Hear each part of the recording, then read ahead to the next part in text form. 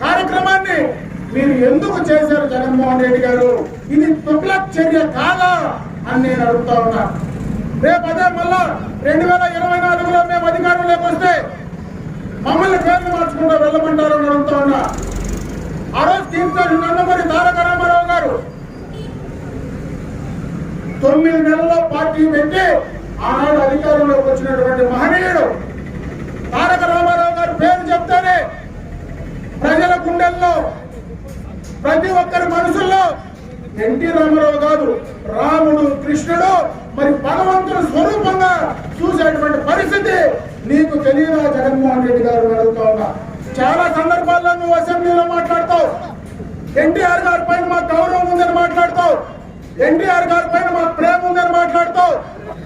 ఆయన భార్య గారి భార్య ఏమనాలో తెలియదు, ఆమెను తీసుకొచ్చి పక్కన పెట్టి ఆ నీచమైనటువంటి మనిషితో ఈ రోజు మీరు తిట్టించేటువంటి కార్యక్రమాలు చేస్తావు.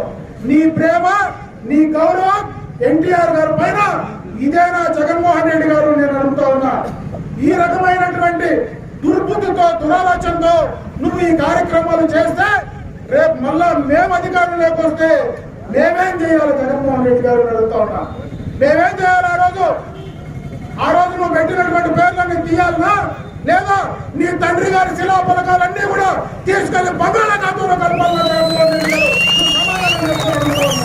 చేయమంటావా? పని నీ తండ్రి గారి శిలా పథకాలన్నీ తీసుకెళ్లి బంగాళాఖాతంలో కలిపే కార్యక్రమం చేయమంటావా?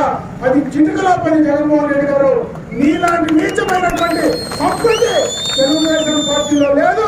తెలుగుదేశం పార్టీ ఒక క్రమశిక్షణ కలిగినటువంటి పార్టీ, నీతి నిజాయితీతో ఉన్నటువంటి పార్టీ.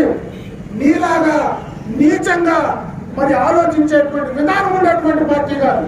ఈరోజు చూస్తూ ఉన్నాం, ఎక్కడ చూసినా ఒక పైశాచికమైనటువంటి ఆనందంతో. నిన్న చూసా పత్రికల్లో, సోషల్ మీడియాలో ఒక వైస్ ఛాన్సలర్ ఆ వీసీ ప్రమాణ స్వీకారంలో మరి ఒక వైస్ ఛాన్సలర్ గా ఉండే వ్యక్తి ఆయన ఈ చుట్టుపక్కల ఏ రకంగా జై జగన్ వైస్ ఛాన్సలర్ కు జగన్మోహన్ రెడ్డి గారికి అసలు ఏమి సంబంధం ఉంది? జగన్మోహన్ రెడ్డి గారు నువ్వు ఎక్కడికి రాజకీయాలు తీసుకెళ్తా ఉన్నావు? అదే విధంగా ఆ మధ్యలో నువ్వు అధికారంలోకి వస్తావు, పనిచేసావు. గతంలో డాక్టర్ అంబేద్కర్ గారి విద్య దీవెన ఉండేది. ఆయన పేరు మీద పేద విద్యార్థులను విదేశీ విద్య పంపించే కార్యక్రమం ఉండేది. దాన్ని నీ పేరుతో మార్చుకున్నావు. అంతకంటే నీచమైన చర్య ఏదైనా ఉందా అని అడుగుతా ఉన్నా. నీకు డాక్టర్ అంబేద్కర్ పైన గౌరవం లేదా జగన్మోహన్ రెడ్డి గారు అడుగుతా ఉన్నా. మేము చేసేటువంటి కార్యక్రమాలు చేస్తా ఉన్నాం. ఆయనకు ఇవ్వాలని చెప్పి మరొకసారి డిమాండ్ చేస్తున్నాం. మరి ఆ కార్యక్రమాలన్నీ కూడా తప్పకుండా నెరవేర్చుకోవడానికి తెలుగుదేశం పార్టీ పరంగా కూడా మేము ముందుంటున్నాం.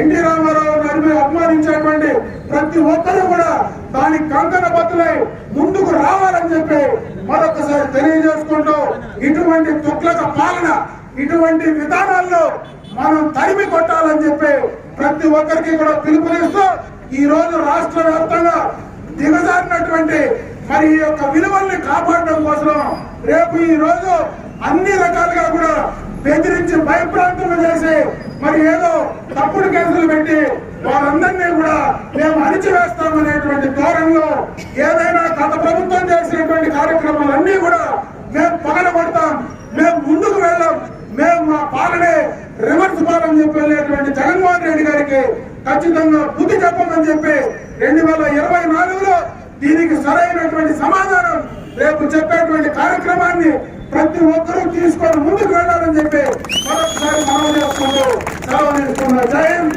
జై తెలుగుదేశం.